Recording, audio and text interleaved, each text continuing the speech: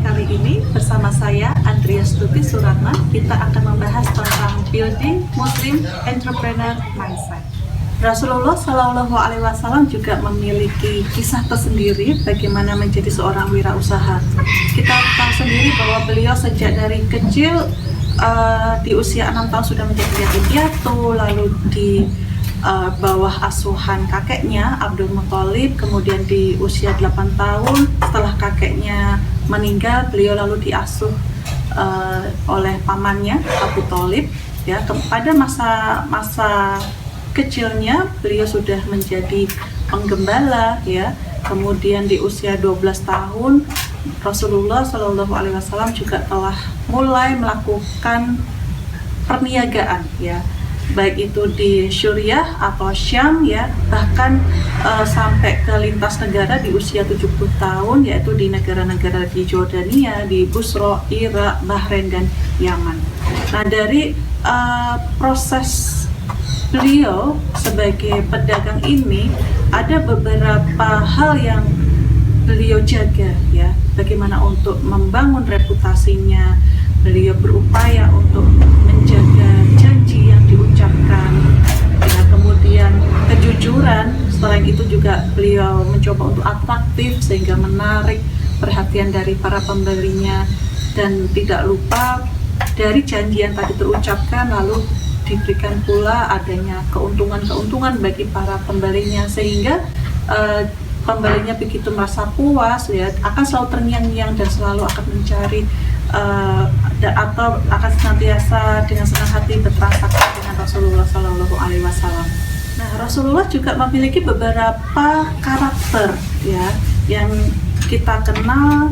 Pertama adalah sidik, ya, senantiasa berkata jujur, lalu amanah, ya, dapat dipercaya, lalu tablik, dia mampu menyampaikan, mampu berkomunikasi dengan pihak lawan interaksinya, dan juga yang pasti dia fatonah, pintar, bijak dalam melihat situasi yang ada di sekitarnya. Dia senantiasa pelajari dan menjadi masukan dia untuk berbuat yang lebih baik lagi. Terdapat beberapa cara efektif dalam menerapkan etika bisnis Islami. Yang pertama adalah memuliakan pelanggan atau mitra bisnis sebagai saudara kita. Kemudian tidak ada salahnya kita menawarkan apa saja yang dibutuhkan dan kebetulan kita juga mampu memenuhinya. Kemudian kita tawarkan juga barang dan jasa yang tidak hanya cenderung konsumtif tapi juga mendorong ke produktivitas. Kemudian tidak ada salahnya dalam etika bisnis Islami kita mendeklarasikan diri untuk bersaing dengan kompetitor kita, tapi ingat harus dengan persaingan yang sehat. Kemudian pastikan bahwa produk dan jasa Anda memang halal dan bermanfaat. Selain itu juga berkualitas, tidak merusak lingkungan, dan tentu saja produk dan jasa yang kita buat dan yang kita jual tidak menimbulkan maksiat. Nah, berbicara soal maksiat, ada beberapa poin yang harus dihindari bagi para pelaku bisnis, yaitu hindari hal-hal yang bersifat gurur, ya, atau penipuan. Selain itu maisyir, ya, perjudian, spekulasi. Kemudian hindari juga riswah atau penyuapan, ya. Lalu produk-produk haram itu sendiri tentu harus kita hindari. Kemudian hindari juga hal-hal yang sifatnya memeras, menipu, bahkan mengambil hak orang lain. Selain itu sistem ribawi, ya, mengambil bunga dari sekian persen uang yang kita pinjamkan kepada orang itu disebut sebagai riba, itu benar-benar dilarang, ya. Dan yang pasti hindari semua hal produk-produk, ya, atau jasa yang baik kita produksi ataukah kita jual itu bisa menimbulkan maksiat. Nah, selain itu ada begitu banyak karakter bisnis yang membedakan antara baik dari sisi nilai-nilai keislaman maupun secara konvensional. Baik itu dari sisi dasar, ya, kalau di Islam adalah berbasiskan Al-Quran, hadis, ya, akidah, kemudian motivasinya juga nanti berakar hal-hal yang berbeda, orientasinya, etika kerja, keahlian, amanah, kapital, ya, bagaimana mengelola manajemen, memiliki dua sisi yang berbeda. Silakan Anda baca pada tabel berikut ini. Nah, sekarang yang terakhir kita berbicara tentang implementasi bisnis yang Islami itu seperti apa.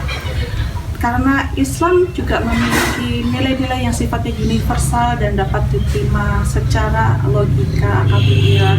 Sebenarnya tidak ada masalah bagi kita seorang muslim untuk mengimplementasikan nilai-nilai Islam ya. Jadi dari sekian banyak industri, baik itu di bidang pendidikan, kesehatan, ataukah di bidang hiburan dan lain-lain ya. Jadi ada banyak hal yang bisa kita implementasikan. Contohnya di industri pendidikan ya. Jadi bagaimana kita membuat kurikulum yang dapat dimanfaatkan dalam kehidupan manusia ya, tidak hanya sekedar membuat kurikulum yang abal-abal ya. Kemudian pastikan bahwa sarana dan prasarana di pendidikan itu memang memadai dan memudahkan peserta didik untuk mempelajari sesuatu ya. Kemudian juga menjadikan pendidik sebagai satu tokoh penting yang menjadi kunci keberhasilan dalam dunia pendidikan, memang benar-benar diperhatikan kesejahteraan. Kemudian dalam bidang atau industri kesehatan, ada hal-hal yang harus kita jaga di bidang ini, yaitu apa? Pastikan bahwa memang etika profesi menjadi dokter atau perawat itu memang benar-benar dijaga ya. Kemudian tidak melakukan penyalahgunaan obat-obatan ya, atau alat-alat kesehatan yang tidak sesuai standar, ataupun mempergunakan berbagai macam kaidah atau ketentuan yang ya kita harus hati-hati apakah pengobatan ini memang sesuai syariat ataukah tidak. Kemudian implementasi bisnis di sektor industri juga akan mudah kalian dapatkan, yaitu pastikan bahwa bahan mentah yang menjadi faktor produksi itu memang halal zatnya. Kemudian bahan mentah ini juga bersumber tidak hanya bersumber dari hal yang halal, tapi juga melalui proses yang halal ya. Dan pastikan bahwa proses produksi dilaksanakan dengan kombinasi faktor produksi yang halal seperti modal bukan dari bank, tanah yang digunakan bukan tanah sengketa, tenaga kerja bukan eksploitasi, dan lain sebagainya. Dan ada juga penerapan bisnis secara Islami di bidang pariwisata ya. Anda bisa pastikan bahwa aktivitas bagaimana menyenangkan klien, menyenangkan orang lain itu tidak sebagai upaya, tidak dengan jalan kemaksiatan ya. Kemudian Anda pastikan bahwa Anda tidak menyediakan barang atau jasa yang haram kepada tamu Anda ya. Kemudian kita juga harus bersikap tegas untuk tidak mentolerir ya, khususnya di bidang perhotelan itu ya. Kita harus benar-benar tegas tidak mentolerir jika tamu yang datang ke tempat usaha kita ternyata bukan muhrim ya, dicek identitasnya. Kemudian tempat wisata atau tempat hiburan yang kita miliki juga tidak menjadi tempat maksiat ya. Dan juga dari hasil dari usaha kita di bidang hiburan atau di bidang pariwisata adalah pastikan kita tetap membayar zakat, infak, dan sedekah. Nah, itu tadi sedikit saya rasa yang saya sampaikan tentang bagaimana membangun pola pikir kita sebagai seorang muslim yang juga berwirausaha dengan berbagai macam aturan, berbagai macam batasan ya. Namun di satu sisi juga Islam sangat mendukung kita untuk berwirausaha, dan tentu kalian hal ini akan sangat bermanfaat bagi kalian dalam upaya untuk menyaring, memfilter kira-kira apa nih peluang yang bisa kita ambil, kira-kira apa nih yang harus kita hindari dalam upaya kita untuk berwirausaha. Oke, cukup dari saya.